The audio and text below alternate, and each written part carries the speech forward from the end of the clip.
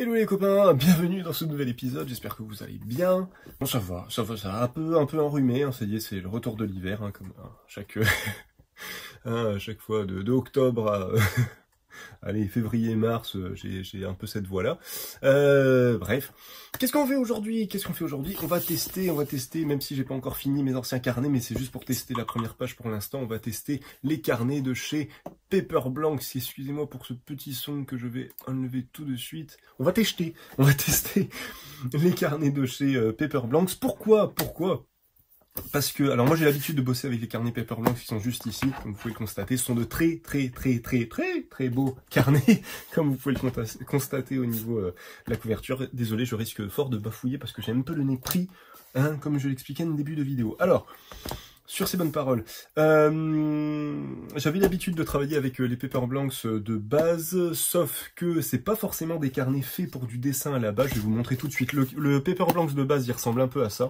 Ils font des agendas, ils font des carnets lignés, ils font des carnets, je vais y arriver, pages blanches, comme ici. Et leur carnet page blanche, si je vous dis pas de bêtises, parce que je n'ai plus la notice, mais est-ce qu'ils... La notice, j'ai plus l'étiquette, mais est-ce qu'ils le disent à la fin ? Sur quel type de carnet c'est, quel type de papier, excusez-moi. Il donne pas de détails sur le papier, mais c'est du... Si je vous dis pas de bêtises, c'est du 100 grammes. Attendez, c'est simple, je vais essayer de vous trouver l'information tout de suite, ce sera quand même beaucoup plus intéressant. C'est du 100 grammes, voilà, ouais. C'est du 100 grammes. C'est du papier... Est-ce que c'est du papier aussi du même fabricant que les nouveaux qu'ils ont sortis? Alors attendez, je vais essayer de vous trouver ça aussi vite fait. Ça sent que j'ai préparé le truc, hein, les copains, comme d'habitude.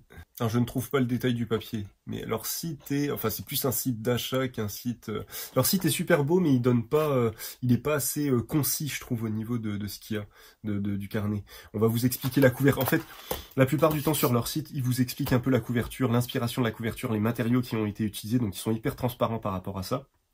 Soucieux de l'écologie, de la nature et tout ça, tout en essayant de faire voilà le plus beau carnet. C'est un peu leur leitmotiv, quoi, le truc de Paper Blanks. Donc ça a été démarré, l'entreprise a été démarrée dans les années 90 par un écrivain dont le nom m'échappe, mais vous retrouverez tout ça sur le site de Paper Blanks. Et du coup, son idée, c'est qu'il voulait, c'était un écrivain forcément, donc moi je les utilise pour du croquis, c'était pas vraiment le truc de base, même s'ils font de la page blanche. C'était un écrivain qui voulait le carnet parfait, quoi. Donc le carnet très joli, dans lequel on a envie d'écrire, qui vous inspire, un petit peu, c'était ça l'idée de Paper Blanks. Et ils ont sorti toute une gamme de carnets qui est, on va pas se mentir, c'est du carnet premium, hein, c'est assez cher. Ces modèles-là, ils sont dans les 30 €. Hein. C'est 30 € le carnet, entre 30 et 40 d'ailleurs. Donc c'est voilà, c'est assez... J'avais déjà fait une vidéo sur Paper Blanks, donc je vous mettrai le lien de la vidéo du précédent épisode sur la chaîne YouTube, mais du coup voilà pour plus de détails. Mais du coup voilà leur truc c'est vraiment de faire des jolis carnets avec des systèmes de fermeture un peu particulières, des systèmes, non c'est un système donc particulier, y arriver. Donc avec une lanière en cuir aimantée, vous avez ce genre de système là qui est fort joli aussi. Hop. Voilà. Donc voilà, donc c'est cher, mais pour moi ça vaut quand même son prix, quoi. Donc c'est pas un carnet que vous allez faire n'importe quoi, déchirer des feuilles et tout ça. Même si moi je fais un peu tout dedans, mais voilà, c'est pas forcément le but. On revient à ce que je disais au départ. Donc 100 grammes le papier, c'est un papier un peu verger. Je sais pas si on va bien le voir. J'essaierai de vous le mettre en photo, mais du coup en fait c'est ce qu'on appelle un papier verger, donc du coup il est ligné, donc ce qui prouve quand même une certaine qualité du papier, parce que généralement les papiers vergers sont des papiers qu'on fait entre guillemets sécher, si je dis pas de bêtises, sur une espèce de grille de zinc, je crois que c'est du zinc, et bref en fait la grille de zinc elle a des barres entre guillemets, des grosses barres dans ce sens-là, dans le sens vertical, et dans le sens horizontal, des plus petites barres, tout ça bien sûr pour retenir, comme je vais dire une bêtise, mais un peu comme une grille dans le four, quoi, tout ça pour retenir le papier, pour pas qu'il se barre, justement, et du coup, en séchant, forcément, en fait, il va garder la trame du papier va garder un petit peu la texture en fait de ce sur quoi il est posé, et donc du coup on retrouve, donc je sais pas si on va bien le voir, mais on retrouve du coup ce côté ligné, et on appelle ça un papier verger. Pas tout le détail du truc, mais c'est à peu près ça, si je dis pas de bêtises. Et du coup, moi j'avais pris ces carnets là parce que je les trouvais très jolis, j'avais fait, comme on est en plus dans la période d'Inktober, j'avais fait un Inktober dessus, sur lequel je m'étais bien amusé, et j'avais fait plusieurs tests. Donc là, j'avais fait du test avec de l'encre, du feutre, genre encre de Chine et tout ça.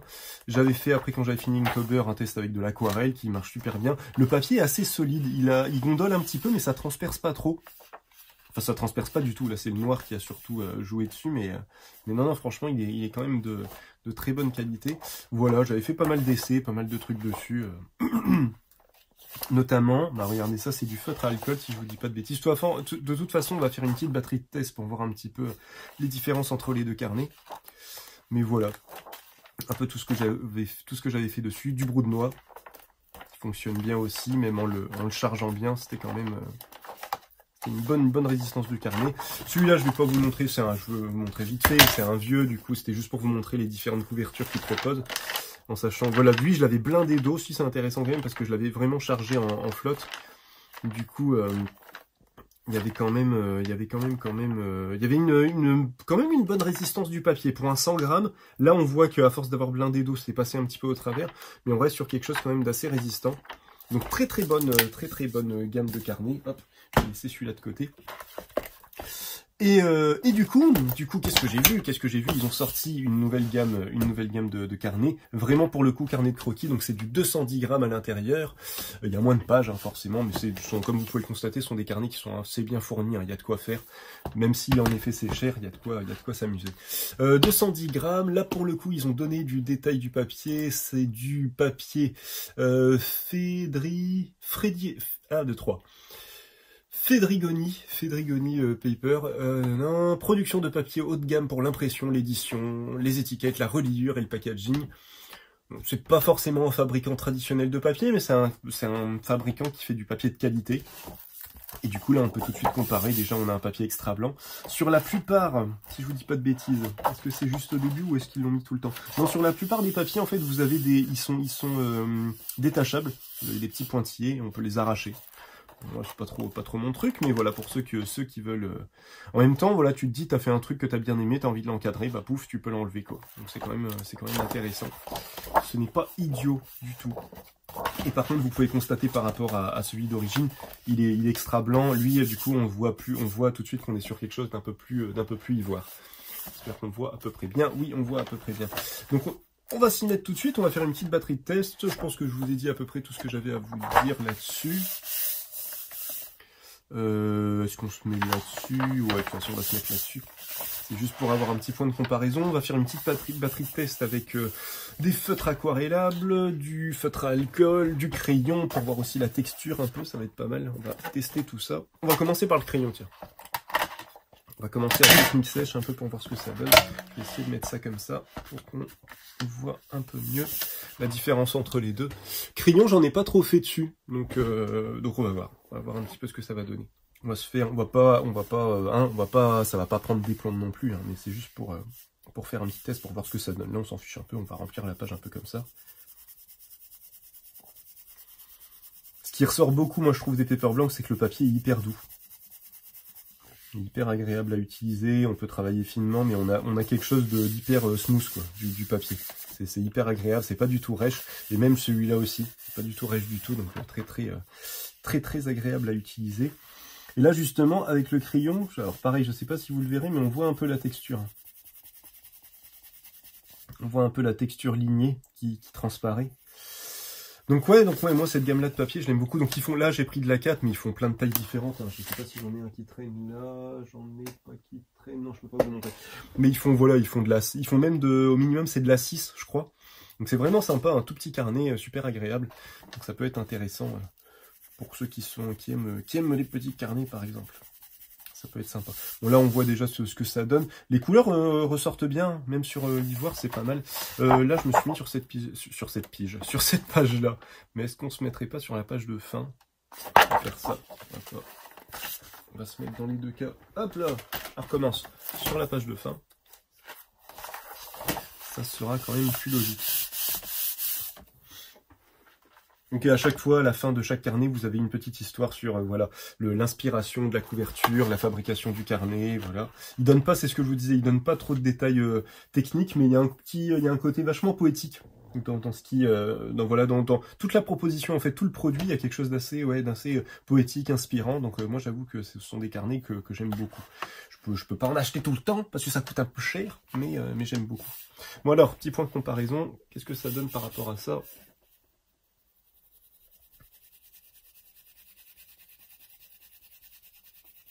Ah bah là, pour du crayon, je sais pas si je préfère pas le côté un peu ivoire. Je trouve que la couleur ressort quand même vachement mieux dessus. Puis forcément, avec le crayon, le fait d'avoir une texture, c'est quand même plus sympa. Je vais tester quand même avec une autre couleur, juste pour voir, tiens, avec une couleur un peu plus claire.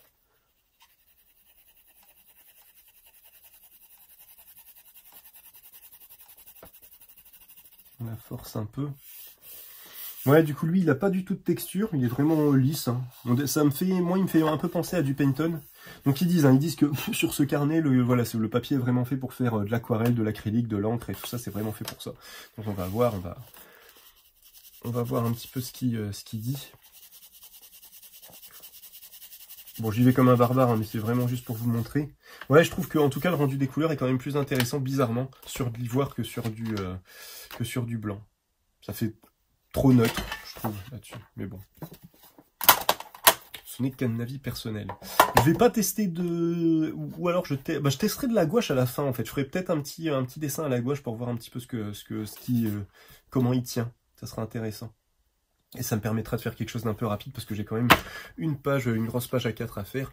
Qu'est-ce qu'on fait? Feutre à alcool, feutre à alcool. Allez, c'est parti. Là, donc, feutre à alcool. Moi, feutre à alcool, à chaque fois, j'ai oublié de le dire, mais je suis très fan des je le dis à chaque vidéo, c'est pour ça que j'oublie de le dire. Hein. Pas le dire à chaque fois, mais bon. Très très fan des Derwent Intense, du coup, qui sont des crayons de couleur aquarellables. C'est vrai qu'on n'a même pas testé. Vu qu'ils sont posés, on peut les aquareller un petit peu pour voir un petit peu ce que ça dit. Est-ce que ça se dit du bien? Est-ce qu'on perd bien tout le... Hop, où est-ce que je l'ai là? Voyons voir là-dessus, dans un premier temps. Tiens, on va essayer de faire ça là. Ah, c'est pas mal, hein. J'avais peur que le trait y reste, que le pigment s'ancre un peu trop fort sur le papier, et au final... Non, au final, ça le fait. Hein.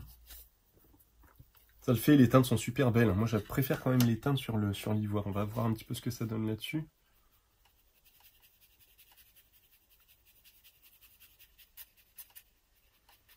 Bon, là, on sent quand même que le papier est un peu plus solide. Hein. Il s'adapte un peu mieux.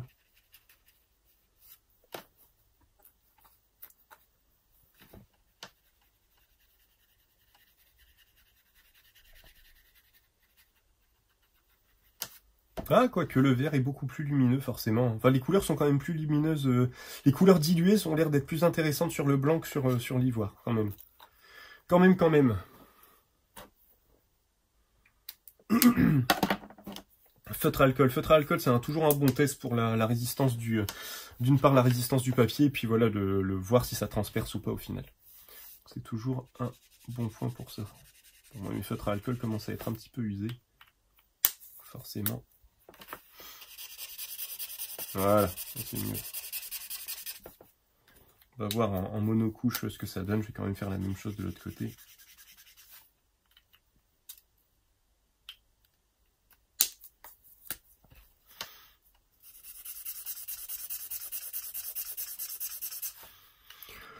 Après, si vous avez quand même envie d'utiliser le feutre à alcool sur des papiers qui ne sont pas adaptés, il faut juste prendre le coup de mettre un truc en dessous. C'est ce que je fais, je mets une feuille en dessous. Je me casse pas la tête. Puis du coup, c'est la feuille qui prend tout et généralement, ça, sauf si vous avez vraiment du papier très très fin, ça transperce rarement de flûte. Je vais y arriver, ça transperce rarement de feuilles, quoi. Sauf si vraiment c'est du très léger. Ici, qu'est-ce que ça donne? Ici, ça passe au travers, ça c'était sûr. Et dans celui-là, on va voir un peu. Ouais. Donc c'est pas un papier adapté quand même au feutre à alcool. Après voilà, ça transperce pas plus que ça, alors que là... Ah non plus, là, non. Ah si, un petit peu le orange, il a commencé à attaquer l'autre page en dessous. Donc le papier est quand même un peu plus résistant de ce que je vois. Forcément, c'est du 210 grammes, là c'est du 100 grammes, ça se sent, de toute façon, au niveau de la... À l'oreille, on entend qu'il est quand même plus... le son est plus... comment on dit ça? Plus grave, plus grave. Je sais pas si c'est le bon terme, mais vous voyez ce que je veux dire. Qu'est-ce qu'on va tester maintenant? Qu'est-ce qu'on va tester? On va tester des feutres aquarelles aussi, juste pour voir. Tiens. Ça serait quand même intéressant de voir un petit peu comment... Feutre aquarelle, pro marqueur aussi, mais en aquarellable, voilà. Le principe, j'aime beaucoup. Là, c'était des pro marqueurs et des brush marqueurs, parce qu'ils ont une gamme de feutres pinceaux. Winsor & Newton, pardon, a une gamme feutre pinceau. Ah, ça sèche... Ah, putain, ouais, ça sèche vraiment bizarrement dans les deux cas. Là, on a un truc hyper... je sais pas si ça se voit à l'écran, mais on a un truc hyper pigmenté. Pigmenté. Avec des picots, plutôt, pas pigmentés. Je vais réussir à finir mes phrases, sinon ça va pas aller. Du coup, je disais, ouais, Winsor & Newton, ils ont une gamme de feutres pinceaux. Moi, je suis très fan des feutres pinceaux. Dans tous les sens du terme. J'aime bien la pointe pinceau. Donc, du coup... quand j'ai vu qu'ils avaient fait une gamme... Avant, j'utilisais beaucoup de Copic, les Chaon, notamment. Et quand j'ai vu qu'ils sortaient une gamme... que Winsor & Newton sortait une gamme brush marker, j'ai fait... Ouh, ça c'est bien ça. Là, on voit tout de suite, c'est très intéressant, on voit tout de suite la trame du papier aussi, avec l'aquarelle. Quand on les pose comme ça, ça ne passe pas au travers. Ici non plus. Et au niveau dilution, qu'est-ce que ça donne? C'est un bon indice aussi, le feutre aquarellable, parce que ça vous montre tout de suite si le papier... Ah, voilà, c'est le cas. Si le papier boit le feutre ou pas. Et là, il le boit clairement. Donc la dilution, c'est pas trop fait pour. Hein. Pour du feutre aquarelle, c'est pas l'idéal. Et là-dessus, je pense que ça va être pareil. Ça se dilue très léger. Mais ouais, c'est pas fait, ça fonctionne pas avec des feutres aquarelles. C'est bon à savoir, voilà. Si vous vous posiez la question, vous avez la réponse. On va remettre tout ça. On va faire... qu'est-ce qu'il nous reste? Qu'est-ce qu'il nous reste Bah, l'aquarelle, est-ce que ça vaut le coup de faire un test à l'aquarelle? On va peut-être s'arrêter là, en fait. Comme ça, je peux attaquer directement un petit dessin qu'on va faire à la gouache. Je pense que ça peut être intéressant à la gouache. La gouache, en la diluant un peu, je pense que ça peut être pas mal. On va essayer de se mettre là-dessus. Et dans tous les cas, est-ce que ça a transpercé? Non, ça n'a pas transpercé non plus. Vous voyez que j'avais déjà fait, je vous ai même pas dit, mais du coup, ouais, j'avais déjà fait des tests. Je prends toujours la dernière page du carnet pour faire des tests, pour voir un petit peu ce que ça donne. Ce qu'on voit déjà, c'est que ce carnet-là, dans tous les cas, dès qu'on le mouille un peu, forcément, il gondole. On le voit bien. Alors que ici, on a... Alors, ça gondole, mais ça gondole différemment. C'est-à-dire qu'on va avoir des... on va pas avoir des vagues tout de suite, on va avoir juste le papier qui va faire une petite bosse, quoi. Et on a quand même un effet un peu bizarre avec les feutres aquarelles qu'on a ici aussi d'ailleurs, ouais, qu'on a ici. Donc ouais, les feutres aquarelles, c'est vraiment pas fait pour. Hein. Généralement, moi, dans ces carnets-là, dans tous les cas, j'utilise qu'une page sur deux. C'est-à-dire que généralement, je peins sur cette page-là et celle-là, je la laisse. Je fais rien parce que j'ai toujours le flûte. Il y a le risque d'avoir des choses qui vont forcément transpercer le papier. Donc dans le doute, je le fais comme ça. Il n'y a que sur les papiers aquarelles où je me permets vraiment de faire des doubles pages et où je remplis complètement le carnet. Bon bah écoutez, voilà, là je pense que c'est bon. J'ai l'impression d'oublier quelque chose, mais je crois qu'on est bon. De toute façon, encore une fois, si jamais vous avez des questions, des commentaires, tout ça, faut pas hésiter, vous les mettez directement sur Twitch là en ce moment. Sinon sur je vais y arriver, sur la chaîne YouTube quand l'épisode sortira, et puis comme ça je pourrai vous répondre dans la mesure du possible. J'essaierai de faire des recherches. En tout cas, voilà, vous constatez, hein, moi je suis assez fan des couvertures, elles sont très belles. C'est fort joli. J'aime beaucoup, et celle-là aussi. En plus, celle-là, elle a un petit côté... alors, ça peut déranger au bout d'un moment, mais elle a ce qu'ils appellent un côté soft touch. Et donc, il dégonne pas, quoi. Sur la couverture, il y a des espèces de... Alors, c'est pas de la vraie dorure, hein, bien sûr. Mais ça a été gaufré, ça... Voilà, quoi. La reliure est super belle. C'est quand même joli. Et ça vaut quand même son prix. Après, on a des petits effets quand même, hein, mais c'est pas ouf, hein. C'est pas ouf. C'est pas ouf. On va faire un petit test à la gouache. Je pense que ça peut être sympa. Pour voir ce que ça donne. Qu'est-ce qu'on va faire? Je ne sais pas encore. Je ne sais pas encore. En attendant, je vais déjà sortir tout ça. On va choper une petite référence vite fait, et puis on va voir un petit peu ce qu'on peut faire. Il faut que quelque chose me vienne à l'esprit assez rapidement, là. Il me faut ceci.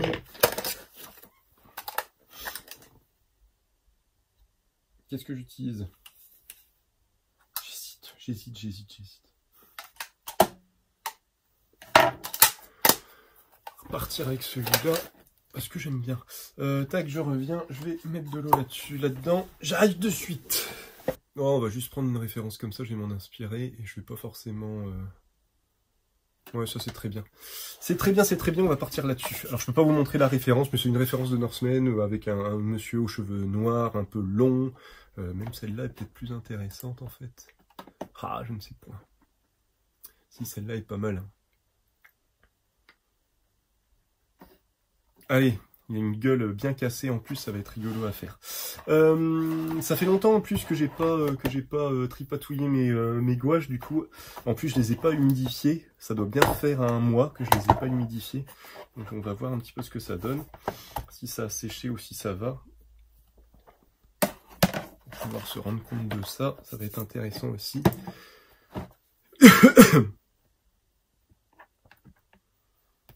Bon, ça a l'air d'aller, hein. Il y a toujours les extrémités qui ont un petit peu séché. Hop, je vais les mettre là. Je sais pas si vous voyez, ouais, voilà, vous voyez un petit peu. Les extrémités qui ont un petit peu séché, comme on peut le constater juste ici, mais dans l'absolu, ça a l'air d'aller. Ça a l'air d'aller, c'est toujours humide. C'est toujours intéressant. Donc oui, j'explique pas, c'est de la Jelly Gouache de chez Artix. Vous avez ça chez Imi aussi, et donc c'est de la gouache en gelée, en fait, hein, concrètement.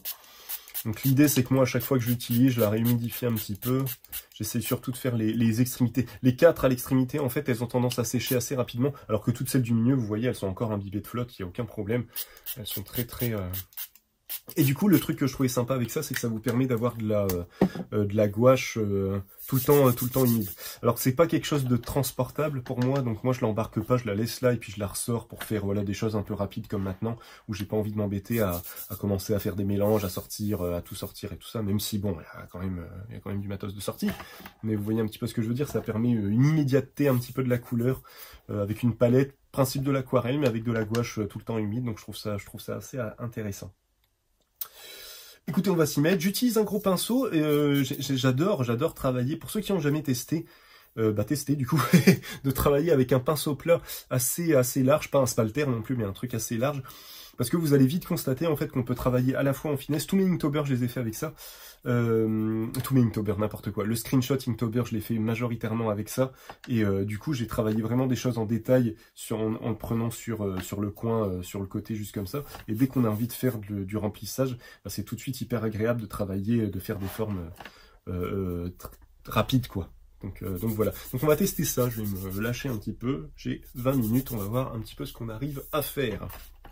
J'ai vraiment l'impression que je devais vous dire quelque chose et ça vient pas. Écoutez, je suis désolé, ça va venir au fur et à mesure de la vidéo certainement. Je vais peut-être revenir sur un truc. Mais non, au niveau des tests, j'ai fait ce que j'avais à faire, donc non, c'est bon. Bref. Comme d'habitude, moi je commence toujours par une couleur claire qui me permettra de foncer après. Je travaille souvent sans croquis, hein, ça je pense que vous l'avez remarqué, pour ceux qui me suivent. Et puis voilà, puis c'est déjà pas mal. Donc là, généralement, je prends du bleu. J'aime bien démarrer au bleu, mais là, on va se faire un petit peu... Comme là, c'est un portrait. On va se démarrer à l'orange. Voir un petit peu ce qu'on arrive à faire. Et puis comme ça, on va pouvoir tester le papier, voir un peu s'il est assez résistant. On va essayer de rajouter un petit peu de la flotte. On va essayer de le travailler un peu, quoi. Moi, ce qui me fait peur avec ce papier-là, c'est que je me dis... les papiers d'impression comme ça, d'édition, à part quand c'est du 100% coton, ce qui à mon avis là n'est pas le cas, généralement quand on les dilue un petit peu trop, au bout d'un moment ça bouloche. Le Pantone par exemple il fait ça. Le Pantone il est très intéressant pour utiliser de l'aquarelle, une ou deux couches. Dès qu'on mouille un peu trop le papier, il bouloche, il se barre, donc c'est un peu la limite du truc, quoi. Mais c'est déjà un très bon papier, hein, mais voilà, faut le savoir. Faut le savoir. Allons-y. Chaque fois j'explique, mais l'avantage de partir sur une couleur claire, c'est qu'on peut se permettre de faire des erreurs. Et c'est pas grave, on va venir les rectifier avec des couleurs plus foncées au fur et à mesure. Donc c'est pour ça que j'aime bien cette méthode de travail. Et moi, cette méthode de travail, elle me permet de me passer, entre guillemets, du croquis, même si en vrai, le croquis, en fait, je suis en train de le faire là. Le gros avantage, c'est que du coup, je suis obligé de partir du principe que le croquis va faire partie intégrante de mon dessin. Je pourrais pas le gommer. Et c'est un truc que j'aime bien. Je saurais pas trop expliquer pourquoi, mais c'est comme si je voyais un peu la construction de mon dessin dans le dessin, même fini. Et c'est quelque chose que j'aime bien, que je trouve assez agréable. Avoir encore la vision de l'erreur dans le truc fini. Là, par exemple, là, c'est sa pommette. J'ai merdé sur sa pommette parce qu'elle devrait être beaucoup plus basse, mais c'est pas grave. On va rectifier ça. On va se débrouiller avec ce qu'on a. L'avantage en plus, l'avantage de la gouache, c'est qu'au final, je vais quand même pouvoir retravailler mes erreurs en ajoutant du blanc. Donc bon, on va s'en sortir sans trop de soucis. Ce que j'essaye de faire, comme d'habitude, là, c'est un peu mon truc du moment, c'est que j'essaye d'être le moins... merde, j'utilise pas les bons mots.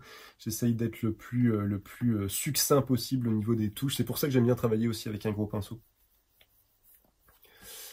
Du coup, ouais. Désolé, je commence à avoir la voix qui part en cahuète. J'espère que je vais tenir le reste de la vidéo. Bon, oui, non, mais je sais en fait de quoi je voulais parler, mais qui a pas grand chose à voir avec la vidéo, mais je me suis dit, je vais attendre d'être en train de dessiner pour en parler. Inktober, les amis, ça y est, ça a démarré. Au moment où cette vidéo sortira sur YouTube, le Inktober aura déjà bien une bonne semaine. Mais là, ouais, là, au moment où je suis sur Twitch, on est le 3 octobre, et je n'ai pas encore commencé Inktober, c'est une catastrophe.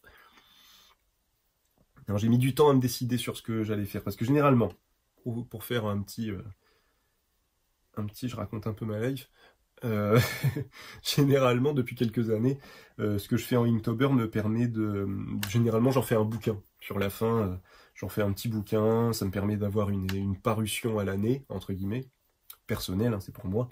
Même si je la vends en festival et tout ça, je fais vraiment des petites quantités, j'en tire maximum 100 exemplaires, pas plus. Et là, j'ai pas envie de sortir de bouquins parce que j'ai assez de bouquins, en fait, j'ai juste envie de pratiquer, mais j'ai quand même envie de mettre des contraintes intéressantes, en plus de la liste officielle. Donc par exemple, pour ceux qui me connaissent pas du tout, en fait, l'année dernière, j'avais fait un Ghibli Inktober où je reprenais des scènes des films d'animation Ghibli et je les refaisais sans croquis directement à l'encre. Pour voir un petit peu comment je m'en sortais, justement. L'idée, c'était de voir un petit peu comment je m'en sors avec une référence qui est déjà très précise, avec laquelle on peut, entre guillemets, pas trop jouer si on a envie qu'on reconnaisse Ghibli et qu'on reconnaisse les personnages. Et je m'en suis pas si mal sorti que ça. J'ai l'impression que voilà qu'on arrive à voir un petit peu un petit peu ma patte, tout en ayant justement la patte très importante aussi du studio. Donc voilà.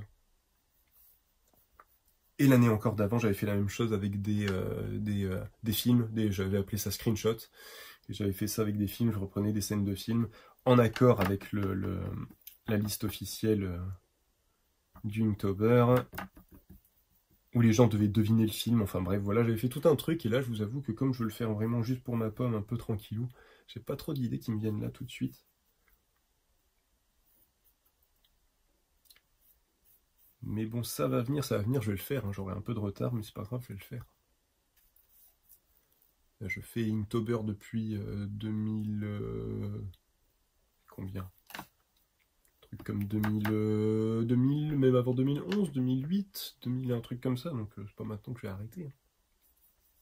Ça peut pas être 2008 parce que ça a été lancé en 2009, donc ouais, 2011, 2010, un truc comme ça. C'était lancé par Jack Parker. Super illustrateur américain. Il y a eu l'avant-dernier Inktober, il y a eu quelques déboires parce que visiblement ça commençait à se monétiser cette histoire. J'ai pas tout suivi. Enfin, j'ai suivi à l'époque, mais je m'en rappelle plus. Bref. Donc voilà, on va voir ce qu'on va faire. J'ai une idée, j'ai une petite idée, mais voilà, il faut que ça fasse son chemin. Il faut que l'idée fasse son chemin. Bon, déjà, je peux vous dire que le papier est hyper agréable. Il est hyper doux. Donc pour de la peinture comme ça, c'est assez super agréable à utiliser. Qu'est-ce qu'on va faire? Qu'est-ce qu'on va faire? Est-ce que je travaille un fond? Ça pourrait être sympa. Faire un petit fond un peu bleu. On va essayer de faire un truc un peu uni, aussi pour voir un petit peu comment le papier réagit. On va prendre quoi? On va prendre quoi? Tiens, on va prendre celui-là.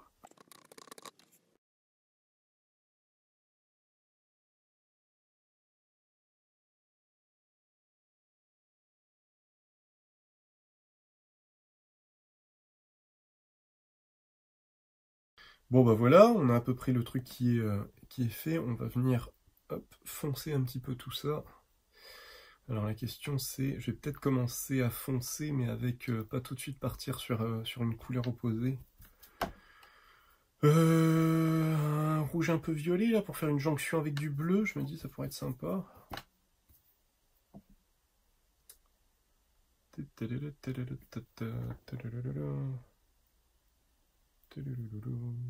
Tiens, on va faire un petit mélange avec ça pour voir un petit peu ce que ça donne. Ouais, voilà. Un truc un peu comme ça peut être sympa, ça, je pense.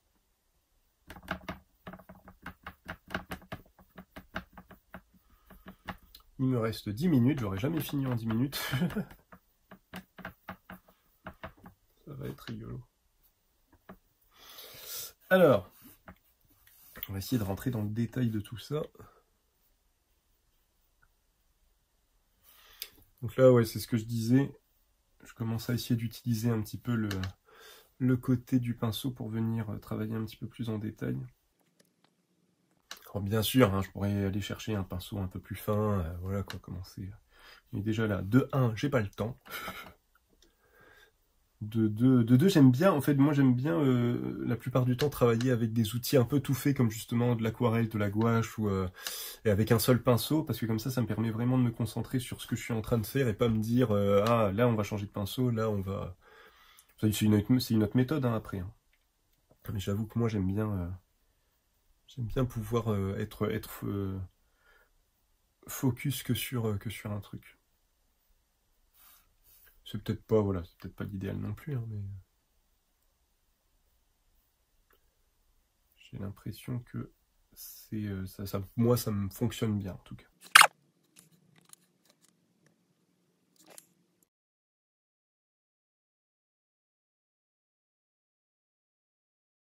Le papier a l'air de bien boire, là pour l'instant.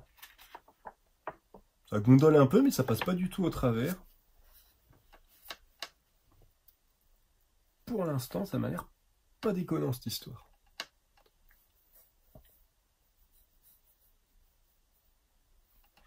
Bon après, le problème de ces carnets-là, c'est clairement pas des carnets que vous allez embarquer un peu partout, quoi. C'est des carnets que vous gardez un peu chez vous, un peu posés, parce que plus vous les baladez, plus vous prenez le risque de foirer la couverture, quoi, de venir commencer à endommager. Après, ça peut être joli hein, d'avoir un petit carnet de croquis type un peu grimoire qui commence à partir un peu en lambeaux. Ça peut avoir son côté intéressant, usé, quoi. Ça peut être sympa pour ça. Moi, j'avoue que j'aime bien ceux-là, j'aime bien les conserver un peu nickel. J'aime bien les conserver nickel et par contre, voir les pages qui ont été complètement, pas ravagées, mais voilà, qui ont été bien utilisées à l'intérieur. Je trouve que ça, c'est valorisant.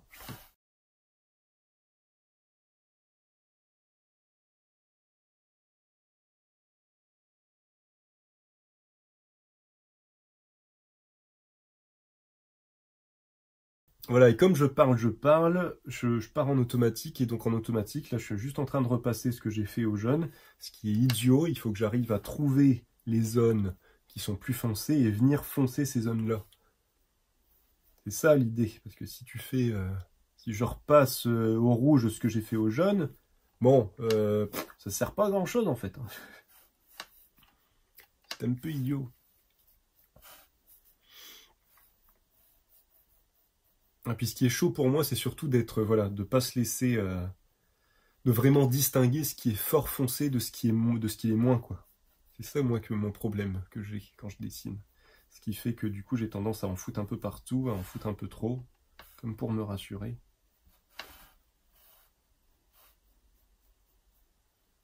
Alors qu'il faut juste que je pige.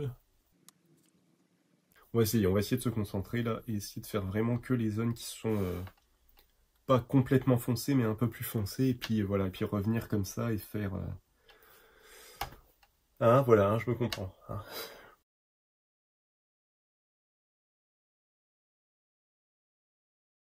Bon, l'avantage, c'est que monsieur, la référence que j'ai du monsieur, il est fort bourru, fort barbu, donc on peut quand même bien s'éclater.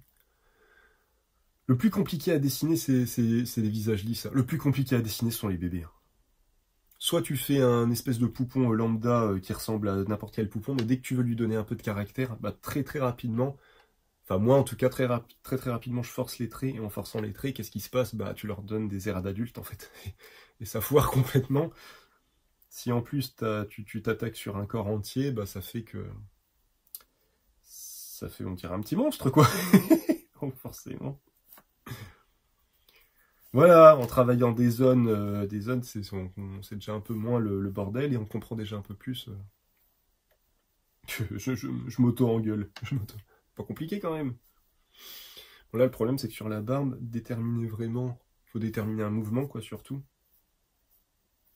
Et au-delà de ça, réussir à vraiment distinguer les cheveux de la barbe, par exemple, c'est assez chaud, là, parce que même sur la référence, j'avoue que... Si, ça a l'air de partir comme ça, donc si...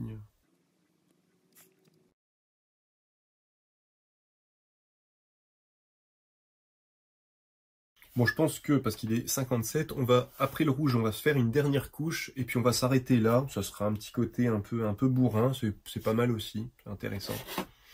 Et surtout, j'ai pas le temps. Donc voilà, on en restera là. Et puis c'est tout. Je vais faire une dernière couche et je vais revenir au blanc, je pense. Juste pour... Enfin, blanc un peu crème, histoire de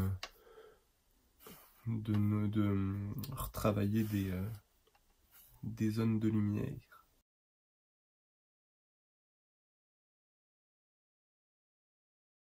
Qu'est-ce que j'aime les gros coups de pinceau comme ça, là.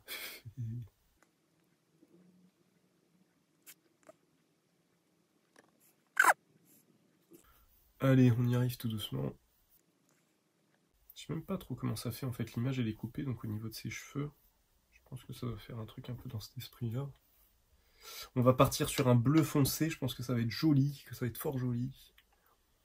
Et puis à la fin, un petit coup de blanc, et puis ce sera très bien. Déjà j'ai appris à me limiter au niveau des couches, à pas foutre trop de couches, et même si ça peut être joli, hein, ça peut être joli quand il y a beaucoup de couches de peinture et tout ça, et que... Mais bon. Déjà j'ai réussi à me limiter là-dessus. Donc voilà, c'est pas mal là. Tac.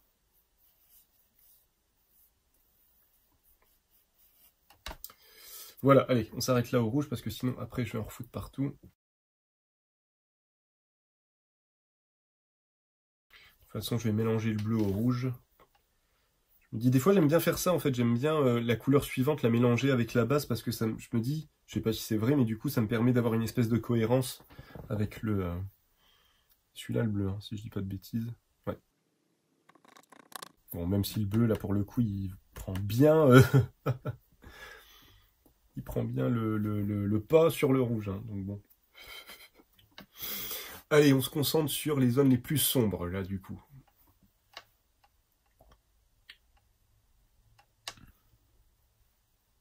Et là, je fais tomber mon pinceau. Non mais ouais, donc je disais, ouais, par rapport à Inktober, j'ai l'idée, il faut juste que je peaufine ça. Il faut pas, c'est pareil, il faut que ça reste un amusement, que ça me prenne pas trop de temps, donc faut que je prenne en compte tous ces paramètres.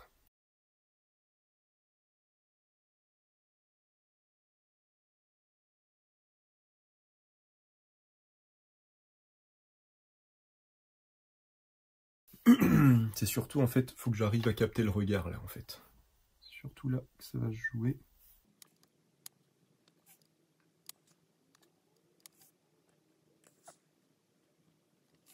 Alors, qu'est-ce qui se passe au niveau de ce regard, justement?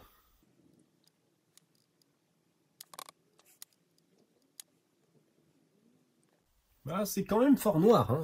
On n'y voit pas grand-chose, hein. On voit pas grand-chose du tout.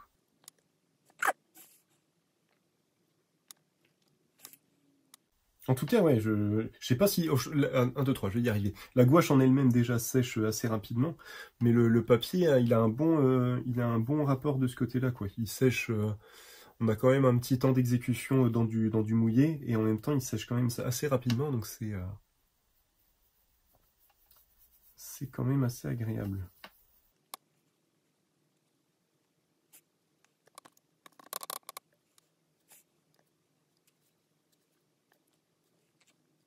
Là, on le distingue un peu plus son œil, donc il faut que j'arrive à le capter. Alors, ça fait un truc un peu comme ça.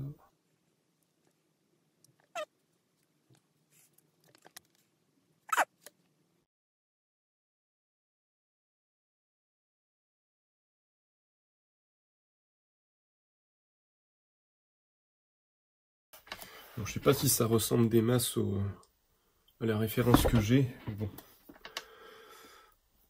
En même temps, là, vu qu'en plus j'ai pas vu le film, donc c'est difficile vraiment de s'imprégner du personnage, à part faire vraiment un truc hyper réaliste, mais là, auquel cas, c'est pas forcément ce que moi je recherche, hein, on en a déjà parlé, pas réépiloguer là-dessus.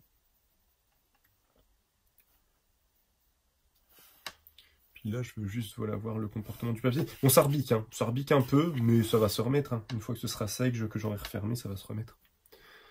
Ça va se remettre, ça va se remettre. Mais ouais, non, là pour l'instant, le papier est très agréable à utiliser. Je vais faire un test, je ferai un test au crayon aussi, parce que je pense qu'au crayon, ça peut être super intéressant. Ce qui pourrait être pas mal aussi, c'est peut-être que je vienne un peu... Alors normalement, là, dans la référence, le premier plan est plus clair, mais si je le fonce complètement, ça peut peut-être permettre de mieux distinguer la silhouette, je me dis. On va essayer. Je sais pas si ça va être intéressant, hein, ce que je suis en train de faire. Mais bon, vu qu'on est dans le test... J'ai un peu débordé sur les pages du dessous.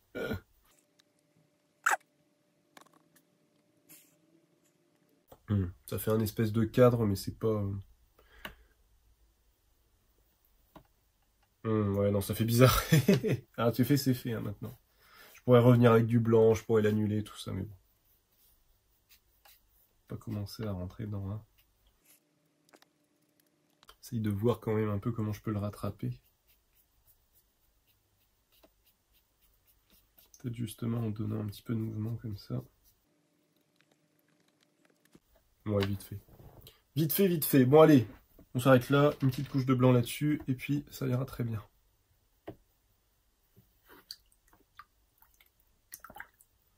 Puis au moins c'est bien, là j'ai bien blindé le papier quand même. Donc on va pouvoir constater le truc. Ça déborde pas.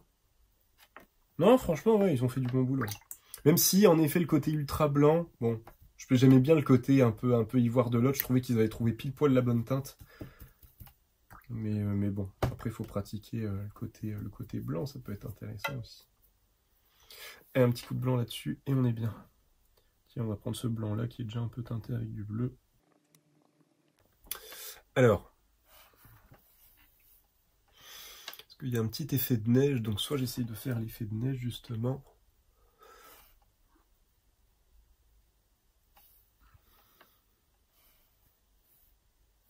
Ou alors je me permets un petit truc un peu perso sur les yeux, moi j'aurais bien fait ça.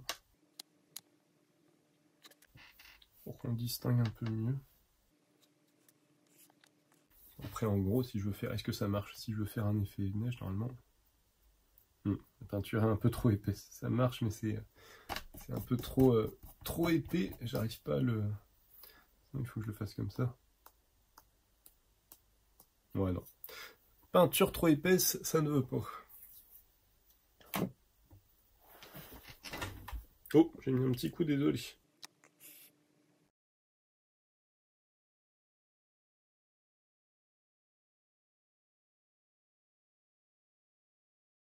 À défaut de faire un effet de neige, il y aura un effet de mouvement.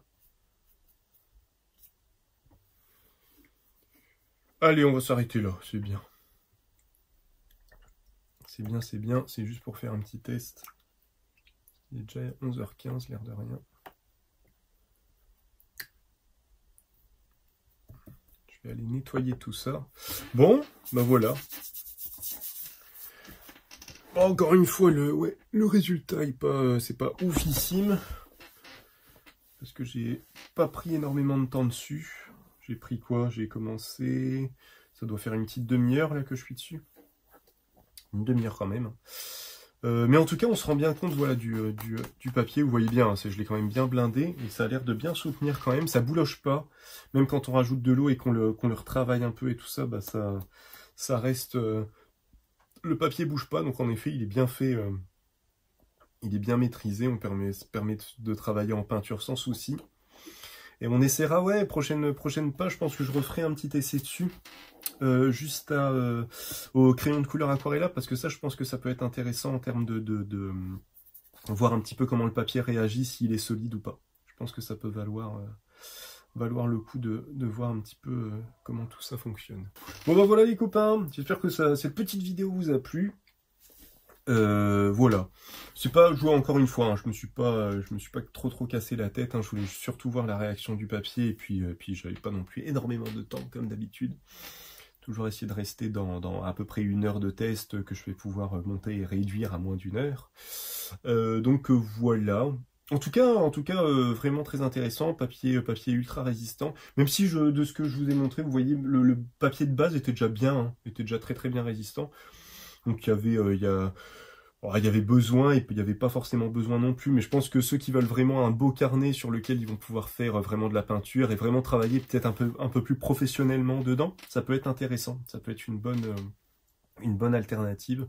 On rejoint, j'en ai pas parlé, mais on rejoint au niveau, en termes de fabrication, d'inspiration, d'identité, on rejoint un peu le truc de Moleskine, hein, sauf que Moleskine se veut dans un truc ultra sobre, et Paper Blanc, c'est à l'opposé, et sur quelque chose d'hyper coloré, voilà, avec une identité bien marquée, quoi. Les carnets Paper Blanc, on les reconnaît tout de suite, et les carnets Moleskine, on les reconnaît tout de suite aussi, c'est juste que on n'est pas du tout sur le même créneau niveau charte graphique, on va dire, voilà. Mais en tout cas, ouais, très agréable à utiliser, là, avec de la gouache, vraiment très agréable, le papier hyper doux, donc voilà, après, un léger grain, ça aurait pu être intéressant aussi, mais franchement, non, pas mal, à voir, je vais essayer de le pratiquer un peu plus, de toute façon, j'ai bientôt, avant je travaillais, excusez-moi, je parle de plus en plus mal, c'est une catastrophe, je travaillais avec un Leuchtturm juste avant, carnet jaune que je mets souvent dans mes vidéos YouTube. Je vais le finir parce qu'il me reste une toute petite dizaine de pages, et puis je me mettrai sur celui-là en plus gros carnet pour voir un petit peu ce qu'on peut faire dedans pour tester les nouveaux trucs. Voilà, et ben écoutez, sur ces bonnes paroles, si jamais vous avez des questions, des commentaires, des informations à me donner, voilà, faut pas hésiter. Avec grand plaisir. Encore une fois, j'espère que ça vous a plu. Sur ces bonnes paroles, je vous souhaite une bonne journée, une bonne soirée en fonction de l'heure à laquelle vous regarderez cette vidéo. Et je vous dis au prochain épisode. Prenez soin de vous. Salut.